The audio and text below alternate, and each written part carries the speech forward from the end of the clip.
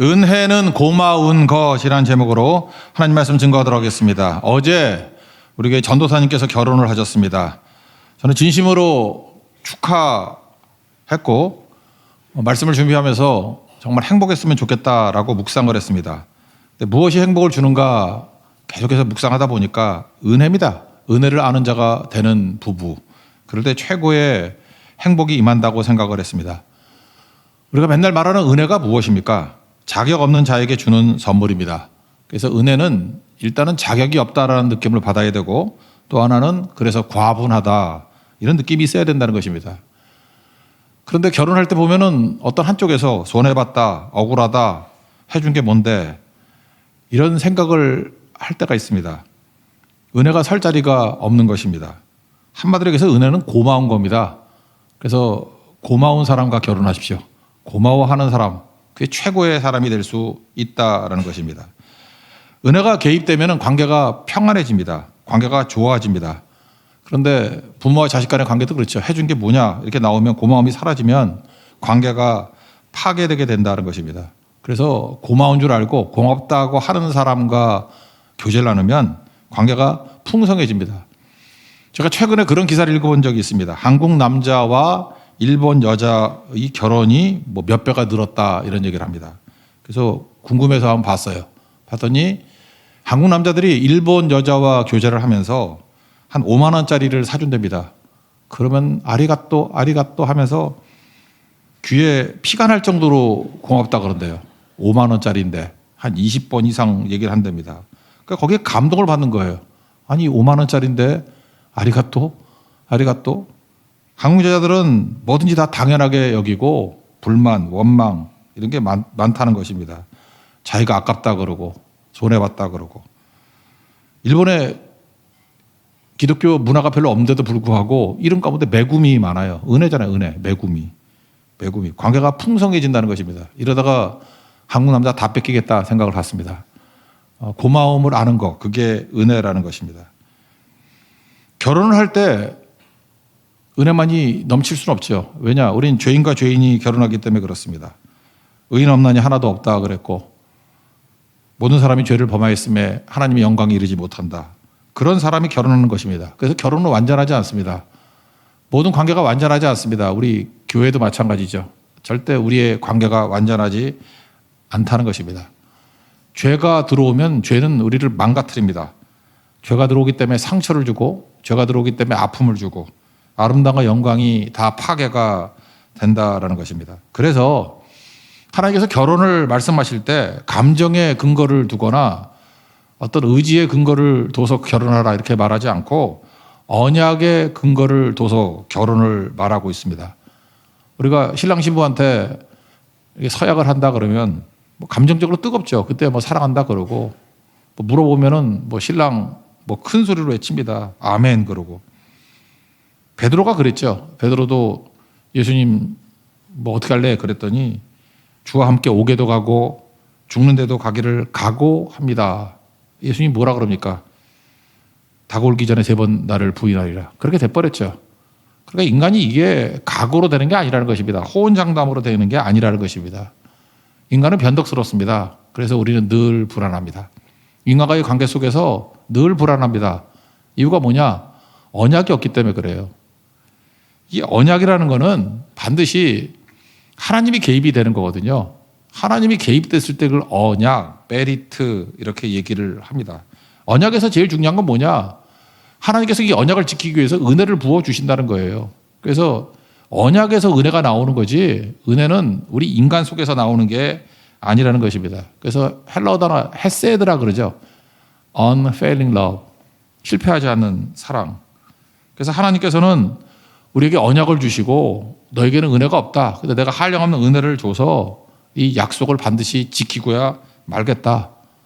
우리 인간 가운데 그렇습니다. 어떤 언약이 맺혀지면 그 언약이 유지가 되기 위해서 필요한 게 뭐냐? 은혜입니다. 은혜. 은혜는 손해보고 희생하고 내가 모든 걸 다 쏟아붓겠다. 그래서 절대로 이거 넘어뜨리지 않겠다라고 하는 것. 그게 언약이라는 것입니다. 그래서 언약에는 반드시 십자가가 있습니다. 언약에는 반드시 희생이 있습니다.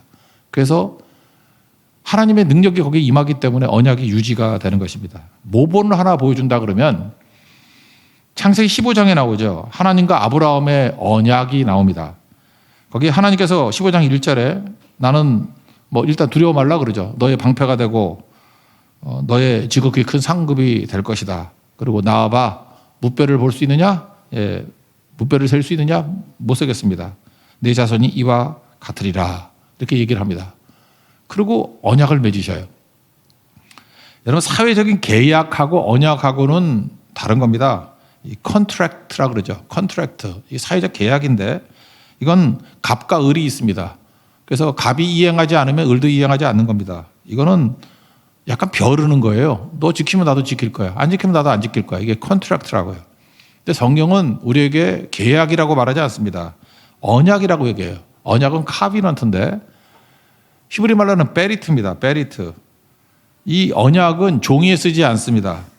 짐승을 갈라놓고 쪼개가지고 갈라놓고 그 가운데를 지나가는 겁니다. 그래서 베리트라는 말 뜻이 쪼개다라는 뜻이에요.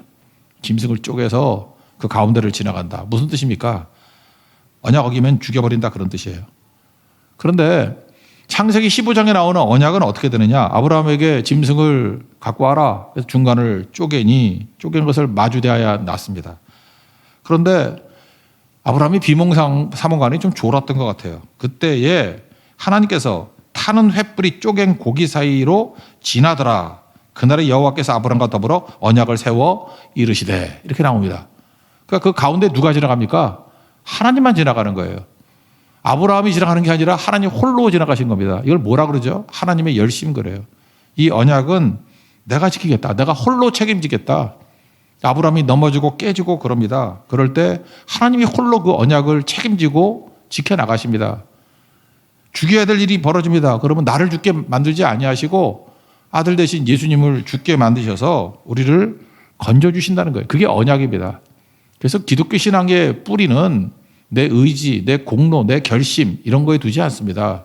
언약에 두고 있습니다. 요즘에는 뭐 유행이 그런 것들이에요. 결혼할 때 뭐 주례도 없이 뭐 예배도 없이 그냥 자기들끼리 조촐하게 한다 그러면서 뭐 대충 춤추고 놀다가 하는 결혼식을 하더라고요. 그거 언약 아닙니다. 두 사람이 그냥 즐겁게 살다가 즐겁게 헤어질 수 있어요. 그러다가. 언약은 뭔지 아십니까? 하나님을 중심에 두는 거예요. 이 두 사람의 관계를 하나님의 언약에 둔다. 하나님이 어떻게든 그 사람 붙들어 매둘 거라고요. 그리고 언약에는 은혜가 임하기 때문에 하나님 은혜를 공급해 주시는데 남편한테 은혜를 주면은 여자가 잘못했을 때 그 압도적인 은혜로 결혼을 유지하겠죠. 언약을 유지하겠죠. 또 대부분은 그거보다 여자 쪽에 은혜를 더 줄 때가 많죠. 여자에게 은혜를 많이 줘서 남자가 개판 치고 깽판 쳐도 붙들어서 언약이 유지되게 만드는 거. 우리 그 여자 목사님 계시죠? 김양재 목사님이라고. 옛날에 한번 설교 들어오니까 그런 거 있대. 뭐 남편이 별로 뭐 상태가 안 좋았는가 봐. 나는 절대로 이혼 안 해. 뭐 그런 결심을 했대요. 그래서 하나님 언약을 붙들고 하나님의 은혜를 받아서 끝까지 버티니까 유지가 되잖아요. 그게 언약입니다. 언약. 그래서 언약은 반드시 은혜가 필요하다고요. 언약을 지키기 위해서 하나님께서 우리에게 한량없는 은혜를 부어주신다고. 우리도 마찬가지죠. 우리가 예수 그리스도 우리 사이에 언약이 맺혀지지 않았습니까? 우리 죄로 인해서 우리 망합니다. 저주받은 인생입니다. 가난합니다. 질병이 있습니다. 죽음 감당 못합니다. 하나님 심판 앞에서 우리 지옥 갑니다. 근데 예수 그리스도를 믿으면 그냥 독생자를 우리에게 주셔서 그 예수를 믿기만 하면 영생을 얻게 하신다라는 언약을 주셨잖아요.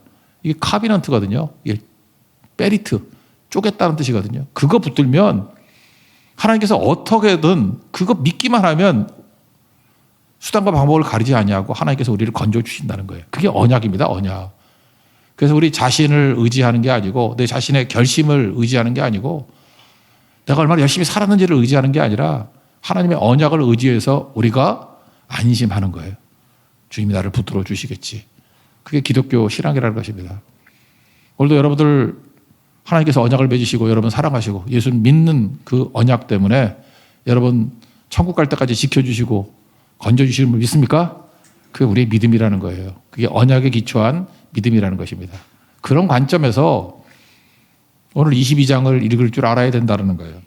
다윗이 뭐 충성하고 헌신했더니 승리했다 그런 뜻이 아니라 이 승리는 언약에 기초한 승리라는 것입니다. 그래서 순서를 보세요. 먼저 사울의 손에서 먼저 건졌잖아요. 그 다음에 원수의 손에서 건졌는데 1절 보니까 다윗을 모든 원수의 손과 사울의 손에서 구원하신 그날에 그러잖아요. 이게 무슨 얘기입니까? 이거 순서에 관계없는 거예요. 최고로부터 시작해서 하나님께서 언약에 기초해가지고 다윗의 모든 삶 가운데 구원해 주셨다. 이건 다 끝나고 난 다음에 어떤 찬송과 고백이라는 거예요. 우리도 이런 확신이 있어야 된다는 것입니다. 다윗이 승리했던 이유는 뭐냐면 언약부터 시작했기 때문에 그렇습니다. 사무엘상 16장에 보니까 집에 가서 이새의 집에서 기름 붓는 얘기가 나오죠. 그때 그 말째 아들, 막내 아들인데 1번부터 7번까지 다 리젝트 해버리고 7번째 언약을 맺잖아요. 기름 붓잖아요. 기름 뿔병을 가져다가 형제 중에 부었더니 하나님의 영이 크게 감동되니라. 이때 언약이 시작된 거라고요. 그리고 확고한 이 문서적인 언약은 언제입니까? 사무엘하 7장에 나오죠. 14절 나는 그에게 아버지가 되고 그는 내 아들이 되리라. 16절 내 집과 내 나라가 내 앞에서 영원히 보존되고 내 왕위가 영원히 견고하리라. 이게 언약이잖아요. 하나님이 견고하리라. 그러면 그거 반드시 이루시겠죠. 그래서 언약을 이루시기 위해서 지키기 위해서 하나님께서 우리에게 뭘 줘요? 은혜를 한량없이 부어주신다는 거예요. 그래서 여러분 막연하게 앉아가지고 은혜 주십시오 은혜 주십시오 그게 아니고 언약을 지키기 위한 은혜라니까요. 그래서 언약을 붙들면 됩니다. 그럼 하나님께서 그 언약을 이루시기 위해서 우리에게 은혜를 한량없이 부어 주신다라는 것입니다. 그래서 다윗이 22장에서 일상에서 하나님의 은혜를 체험하는 거예요. 나는 언약 백성이기 때문에 일상에서 나는 하나님의 은혜를 체험한다. 그래서 그는 전쟁 많이 했잖아요. 도망 많이 다니고. 그래서 2절부터 4절까지 내용을 보니까 여호와는 나의 반석입니다. 요새입니다. 건지시는 자입니다. 방패입니다. 구원의 뿔입니다. 이런 고백이 쭉 나오죠. 이게 다 뭐예요? 일상에서 하나님의 은혜를 경험하는 거라고. 왜? 나는 언약 백성이기 때문에. 나도 언약을 지켜야 되겠지만 내가 쓰러지고 깨진다 할지라도 하나님께서 나를 한량없는 은혜를 부어주셔서 건져주신다는 거예요. 반석, 옛날에 활 쏘고 할 때 반석만큼 든든한 데가 어디 있습니까? 피할 곳이잖아요. 그래서 반석과 동료가 피난처예요. 아무리 화살이 날라와도 반석 뒤에 숨어 있으면 안 맞죠. 옛날에 크루즈 미사일이 없잖아요. 뒤로 와서 쏘고 그런 게 없잖아요. 바위 뒤에만 있으면 다 막아주지 않습니까? 피난처가 된다는 거예요. 여러분 인생 가운데 이런 경험 하지 않았습니까? 원수가 우리를 공격할 때, 불화살로 공격할 때 주님께서 내게 바위라는 은혜를 주신다는 거예요. 요새는 무엇입니까? 안전한 곳이잖아요. 우리 모든 사람들이 다 넘어지고 깨지고 할 때 뭐 사회적인 뭐 사업이라고 하면 불황이에요. 불황 중에도 이상하게 거기만 햇빛이 비쳐요. 불황째도 호황을 느끼고 있어요. 그때 느끼는 게 뭐죠? 아, 하나님께서 나에게 요새라는 그런 은혜를 부어주시는구나. 그래서 하나님에 대해서 고백하는 거예요. 하나님은 나의 요새십니다. 누구나 다 불황을 당해도 하나님이 나를 건져 주시는군요. 또 이게 건지시는 자라고 나오지 않습니까? 이거 뭐예요? 중병 발견하고 성경에도 뭐 병든 사람 많잖아요. 히스기야도 그렇고 하나님 앞에 부르짖고 외쳤더니 죽을 병. 이게 뭐예요? 이 중병이라는 거 아니에요? 이거 뭐 의사도 포기한 병 그런 거 아니에요? 근데 하나님께서 건져 주시더라. 치료의 길을 열어 주시더라. 이게 뭐예요? 하나님의 언약에 기초한 은혜를 부어 주신다라는 것입니다. 구원의 뿔은 뭐죠? 뿔은 항상 힘을 상징합니다. 힘이에요. 내가 힘이 없고 넘어지고 깨지고 있을 때 하나님께서 이상하게 힘을 주셔요. 그러면 일어서게 되는 거죠. 저도 요즘에 그래요. 이렇게 이것저것 기도를 막 하거든요. 하는데 하나님께서 위로를 해 주시려고 그러지 뭐지만 응답의 속도가 엄청나게 빠른 것 같아요. 그죠? 누구 돌아오게 해달라면 돌아오고, 열리게 해달라면 열리게 되고, 일어서게 해달라면 일어서게 되고. 이거 뭐 부인할 수가 없는 거예요. 이거 하나님 외에는 뭐 설명할 길이 없는 거예요. 그게 바로 무엇입니까? 하나님께서 언약 백성에게 은혜로 언약을 지키도록 하나님께서 일하고 계신다라는 것입니다. 그런데 이 언약을 이루기 위해서 하나님께서 은혜 주시는 통로, 그 중에 하나가 뭐죠? 1절에다 아랬다 그러잖아요. 계속 아랬다. 기도가 나옵니다. 기도. 그래서 기도가 중요하다는 것입니다. 기도는 뭐예요? 하나님께서 그냥 가만히 있어도 은혜는 주시지만 기도하게 될 때 은혜를 부어주시는 속도도 빠르고 그 기도를 사용하셔서 은혜를 주시는 거죠. 하나님이 약속과 성취가 있는데 기도를 사용하셔서 주신다는 거예요. 아모스 3장 7절 누누이 강조했죠. 하나님께서는 자기 비밀을 선지자들에게 보이지 아니하시고는 결코 행하시지 않는다고. 그럼 선지자들에게 왜 보여줘요? 우리가 선지자들인데 믿는 자들에게 왜 보여줍니까? 구하라고. 구하면은 하나님께서 그 구하는 걸 통해서 방향을 바꾸고 계시다 하고 일하신다라는 것입니다. 그래서 보여주는 거죠. 오늘도 요시야 왕에 대한 성경 공부를 할 건데, 요시야 왕, 그 선대가 그 하나님 떠났었잖아요. 므낫세, 그 다음에 아몬, 그 아버지, 할아버지 다. 그런데 말씀을 발견하고 난 다음에 여선지 훌다가 그 재앙들을 쭉 얘기를 해요. 그거 왜 얘기해 주죠? 너 망했다. 그래서 기죽을 하고? 그게 아니죠. 그거 듣고 난 다음에 부르짖었더니 당대의 재앙이 사라져 버리잖아요. 이스라엘 백성들 금송아지 우상 숭배를 했을 때 저거 다 진멸시켜 버리겠다. 그거 왜 알려줘요? 진멸시키려고 알려주는 게 아니라 모세가 그 얘기를 듣고 기도하라는 거죠. 어디까지 기도합니까? 생명책에서 내 이름 지운다 할지라도 백성 건져달라고. 그랬더니 하나님께서 출애굽기 32장 보세요. 뜻을 돌이키사. 하나님께서 그 기도를 사용하셔서 뜻을 돌이키는 거예요. 돌이키려고 보여준 거예요. 기도하라고. 원래 히스기야한테도 네 백성들 자랑하다가 이제 바벨론의 포로로 끌려가서 환관되겠다. 그러면 히스기야가 뭘 했어야 돼요? 기도했어야죠. 기도. 근데 뭐 내 당대 평안하면 뭐 문제 없어. 그러고 넘어가는 한심한 녀석이 돼버렸죠. 그러니까 문제가 되는 거죠. 여러분 무조건입니다. 어떤 자가 되든 간에 므낫세도 회개하니까 하나님께서 돌이키셨죠. 마찬가지로 무조건 아무리 깽판치고 아무리 막가는 인생이 될다 할지라도 여러분이 기도하고 회개하면 여러분 당대 용서해 줍니다. 건져 줍니다. 믿습니까? 근데 거기서 끝나는 게 아니에요. 더 보여주신다니까요. 어디까지 기도해야 돼요? 후손까지. 더 멀리 있는 사람까지. 그래서 예레미야 33장 3절에서 맨날 강조하는 게 뭐예요? 너는 내게 부르짖으라. 그러면 내가 내게 응답하겠고. 이게 1차예요. 무조건 기도하면 회개하면 하나님께서 용서해 주시고 우리를 건져 주십니다. 1차. 나는 살아요. 근데 그 다음에 하나님께서 이렇게 기도하는 백성에게 더 보여주신다니까요. 더 많은 걸 보여주셔요. 뭐 미래와 옆에 있는 사람들 거 더 큰 세계. 내가 알지 못하는 크고 은밀한 일을 내게 보이리라. 왜 보여주죠? 또 더 기도하라고. 그래서요. 우리 인생 가운데 어려운 가운데 처하게 됐을 때 언약을 의지해서 하나님 앞에 기도합니다. 그러면 응답이 있습니다. 1차 오케이. 하나님이 계속 보여줘요. 근데 자기 문제 해결됐다고 기도를 멈추는 사람들 있죠. 히스기야하고 똑같은 망할 놈들이에요. 망할 놈들. 왜 거기서 기도를 멈춰요? 어디까지 가야 됩니까? 중보기도까지 가야 돼요. 중보기도까지 가서 넓어지고 어디까지 기도해야 돼요? 후손까지 기도해야 된다고. 만약 그 기도가 있었다 그러면 바벨론 포로 없었어요. 하나님께 다른 방식으로 이스라엘 백성들을 건지시지. 결국은 이스라엘의 바벨론 포로는 히스기야 그 한 사람 때문에 그렇습니다. 응답해 줬는데 더 기도 안 해요. 우리 교회들마다 어떤 재앙적인 교회가 있습니다. 그냥 자기 교회에 부응하고 자기 교회에 편안하다. 거기에 멈춰요. 크고 은밀한 일을 보이리라. 그게 뭐예요? 선교잖아요.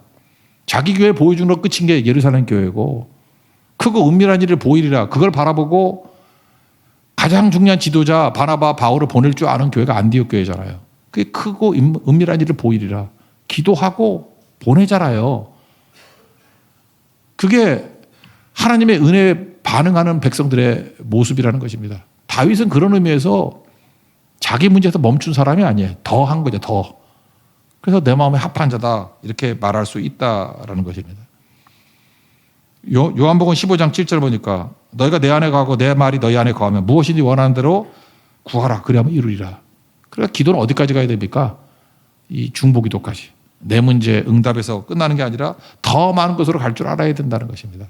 그러니까 다윗은 그걸 경험했어요. 그러니까 무한대로 기도하고 하다 보니까 승리의 승리가 거듭되더라. 그 얘기죠. 그러니까 기도하면 어떤 일이야? 하나님이 일하십니다. 그래서 8절부터 11절까지 보면 마치 시내산에서 하나님이 움직이시고 액티브하게 움직이는 모습이 나오죠. 땅이 진동하고 떨며 하늘의 기초가 요동하고 흔들렸으니 뭐 연기가 흐르고 입에서 뭐 불이 나오고 이게 무슨 얘기예요?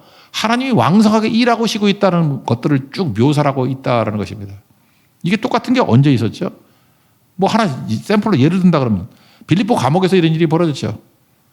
그래서 점치는 여인 고쳐줬다고 감옥에 집어넣었잖아요. 사도행전 16장 25절. 밤중에 바울과 실라가 기도하고 하나님을 찬송하며 죄인들이 듣더라. 요것만 알고 있는데 그 다음 어떤 일이 벌어져요? 큰 지진이 나서. 왜 그렇죠? 하나님께서 기도하니까 왕성하게 일하시잖아요. 그걸 보여주는 거죠.